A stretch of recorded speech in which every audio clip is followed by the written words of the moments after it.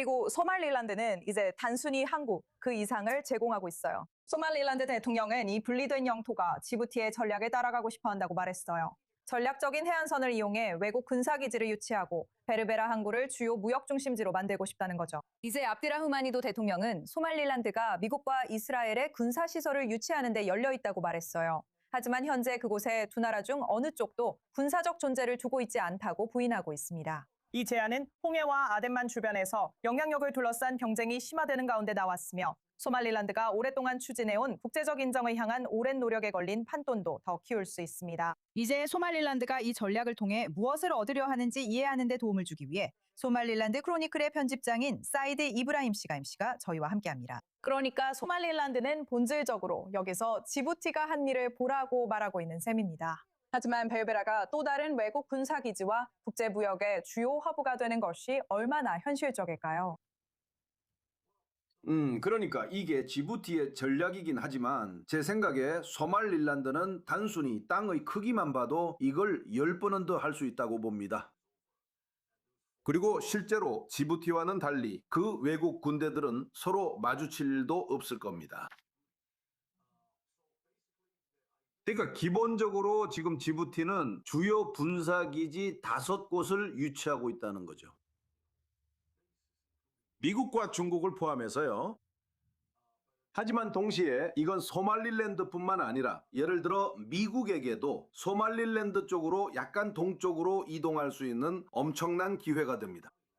그리고 그 이유는 처음에 후티가 바브엘 만데브 해협에서 선박을 공격하기 시작했을 때입니다. 지부티는 실제로 미국이 후티에 대한 작전을 지원하기 위해 사용하는 그들의 군사기지인 캠프 레모니에의 사용을 금지했습니다. 그리고 당시 지부티 외무장관은 후티의 행동을 설명하면서 이것이 팔레스타인인들에게 일종의 구제라고 표현했습니다.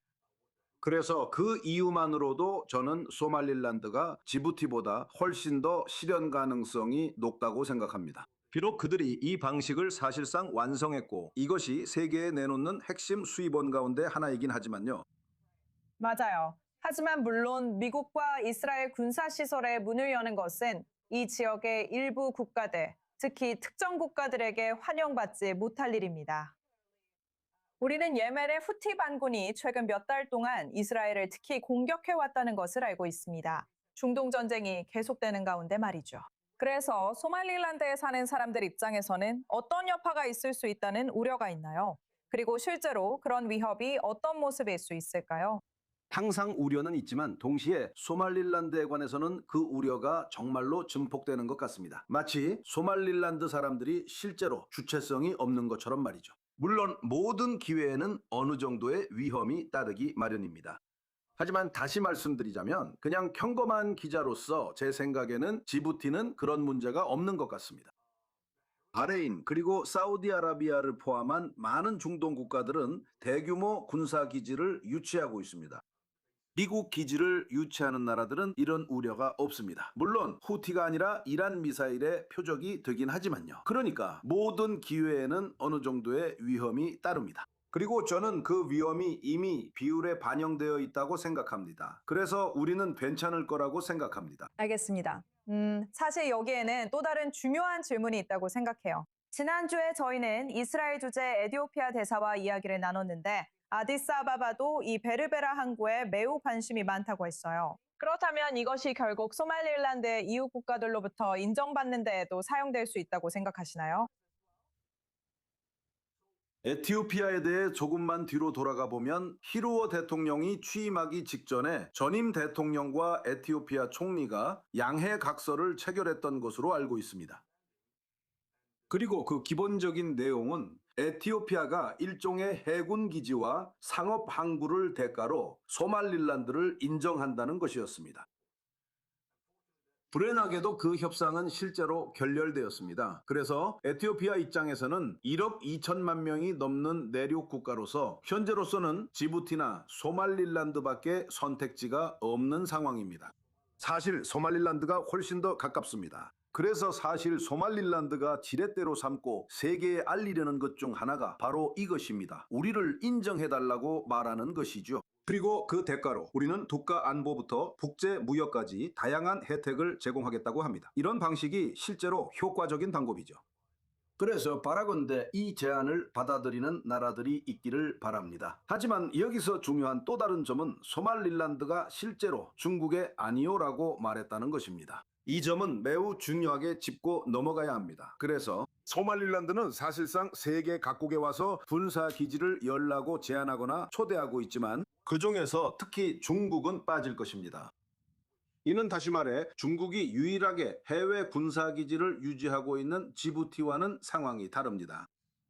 우리가 그 점만 봐도 제 생각에는 소말릴란드가 지부티의 방식을 받아들여서 더 완벽하게 만들고 훨씬 더 효율적으로 세계 평화에 기여할 수 있다고 봅니다. 마지막으로 드리고 싶은 질문은 지금 계신 입장에서 소말릴란드를 다음에 인정할 나라가 어디라고 예상하시나요? 글쎄요, 항상 바랬던 것은 현지의 현실을 잘 알고 있을 뿐만 아니라 실제로 그곳에 투자해 말 뿐이 아니라 행동으로 옮긴 나라들이었습니다. 그게 바로 아랍에미리트겠죠? 다시 말하지만 모두가 주목하고 있는 현대적 편의시설을 갖춘 베르베라 항구에는 사람들이 소말릴란드를 거론하기 거의 10년 전부터 아랍에미리트가 투자해 왔습니다. 그래서 그들이 실제로 선점 효과를 가지고 있다는 것이 희망이 될 수 있겠죠. 상황이 어떻게 전개되느냐에 따라 다르겠지만요. 지금까지는 그런 일이 현실화되지 않았습니다.